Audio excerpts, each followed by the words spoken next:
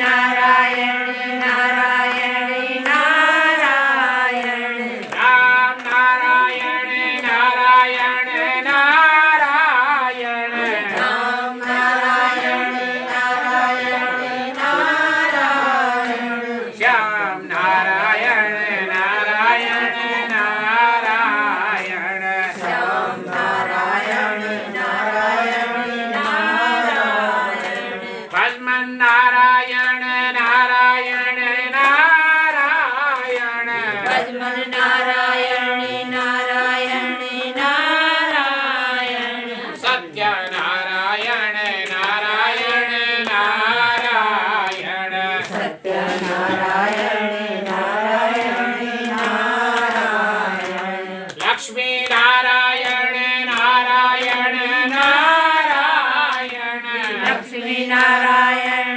नारायण नारायण भस्मन नारायण नारायण नारायण भजमन नारायण नारायण नारायण भद्रे नारायण नारायण नारायण बद्री नारायण नारायण नारायण भद्रे नारायण नारायण नारायण बद्री नारायण नारायण नारायण सत्य नारायण नारायण नारायण सत्य नारायण नारायण नारायण लक्ष्मी नारायण नारायण नारायण लक्ष्मी नारायण नारायण नारायण भद्रे नारायण नारायण नारायण बद्री नारायण नारायण नारायण सत्यनारायण भगवान की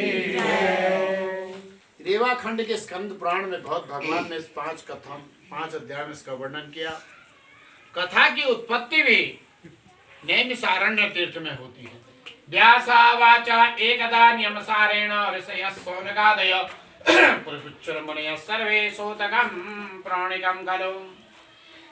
कथा के प्रारंभ में व्यास जी कह रहे हैं कि बहुत पहले की बात है। नैमिषारण्य तीर्थ जो वर्तमान में लखनऊ के पास में नैमिषारण्य तीर्थ है, वहां पर 88,000 पुराण वेत्ता ऋषि सूत जी से पूछने लगे। क्या पूछ रहे हैं वो ऋषि लोग? ऋषयावचो व्रतेन तपसा किं वा प्राप्यते वांछित फलम तत्सर्वं श्रोतुमिच्छामा कथयस्व महामुने।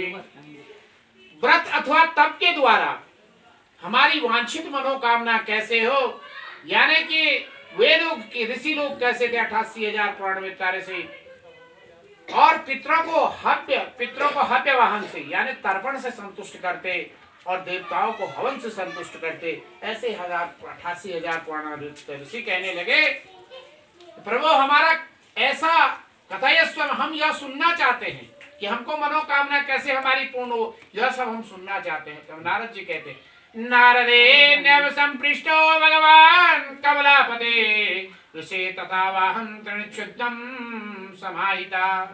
एकदा नारद योगी प्रहग्रानुकंजया पर्यटन विविधान लोकान मत्यलोपामुपागतम्। सूची कहते जिस प्रकार से नारद जी से भगवान कमलापति भगवान विष्णु ने कहा, ऋषि लोगों मैं भी तुमसे कह रहा हूं, उसी प्रकार से मैं आप लोगों से भी मैं भी कह रहा हूं।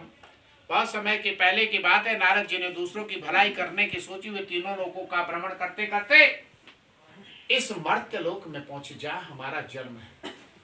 यहाँ मनुष्य क्या है, नाना प्रकार के दुखों से, नाना प्रकार के क्लेशों से, और कहने को तो 84 लाख योनियां होती, 84 लाख योनियों को भोगने के बाद भी फिर भी वो पाप कर्म करने में संलग्न है। ऐसा कैसे उनका दुख दूर किया जाए, ऐसा सोच करके वे विष्णु लोक में जाते हैं।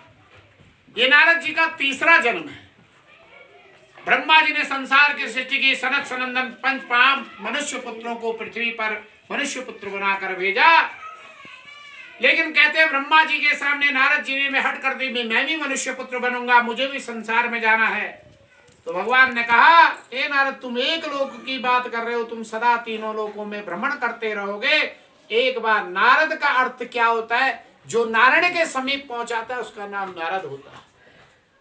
और नारद जी ने नारद जी का जब न ब्रह्मा जी ने इस प्रकार का श्राप दे दिया, श्राप कहिए या किस प्रकार का उनको जब वो दे दिया, तो कहते हैं नारद ने भी कहा ब्रह्मा जी इस संसार की सृष्टि तो आपने कर दी, इस संसार का सर्वस्व आपको प्राप्त हो गया, लेकिन वहां आपकी पूजा नहीं होगी।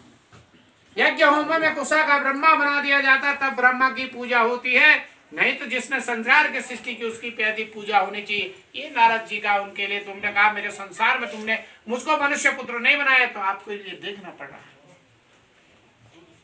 अब नारद जी ने भगवान विष्णु लोक में जाते हैं, वहां भगवान का रूप देखते हैं। तत्र नारायणं देवं शुक्लमण्ड चतुर्भुजं शंख चक्र गदा पद्मं वनमाला विभूषितं दृष्टातं तं देवेशं संस्थापोमुपचक्रमे।